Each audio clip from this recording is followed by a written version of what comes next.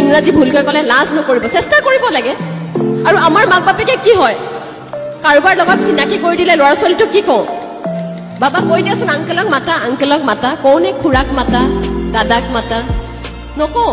আৰু কৈ দিওঁ মাতি দিয়াচোন, মাতি দিয়া, কি মাতিব দিওঁ, টুইংকল টুইংকল লিটিল ষ্টাৰ। কেতিয়াবা কওনে শুৱনি আমাৰ গাঁওখন অতি শুৱনি গছেৰে ভৰা, ডাল ভৰি ভৰি ফল ফুল লাগে, কটপা উতল কৰা, এইটো মাতি দিলেতো সন্মানেই গ'ল আৰু নে কি কয়?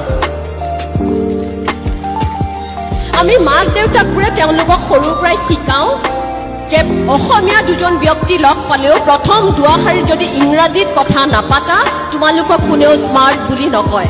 শিকাওনে নাই বাৰু? কি প্ৰয়োজনত দুজন অসমীয়া মানুহ লগ পালে হাউ আৰ ইউ বুলি ক'ব লাগে? কি দৰকাৰ থাকে হাউ আৰ ইউটো? আমি অসমীয়া ভাষাটোৰে আপোনভাৱে কথা পাতিব নোৱাৰোনে? ফ্ৰান্সত গৈ মই অনুভৱ কৰিলো ইংৰাজী যিমানখিনি জানো শিকি গৈছিলো, তাৰ পিছত দেখিলো আপুনি হাজাৰ ইংৰাজী তেওঁলোকক কওক, তেওঁলোকে ফ্ৰান্সত উত্তৰ দিয়ে। মই আচৰিত হৈ এজনক সুধিলো যে ইয়াত সকলোৱে ইংৰাজী নাজানে নেকি? তেওঁলোকে ক'লে নহয়, নজনা নহয়, কিন্তু তেওঁলোকে নকয়, কাৰণ তেওঁলোকে বিচাৰে যে তোমালোকে যদি আমাৰ ঠাইত আহিছা এটা শব্দ হলেও আমাৰ ভাষা কোৱা।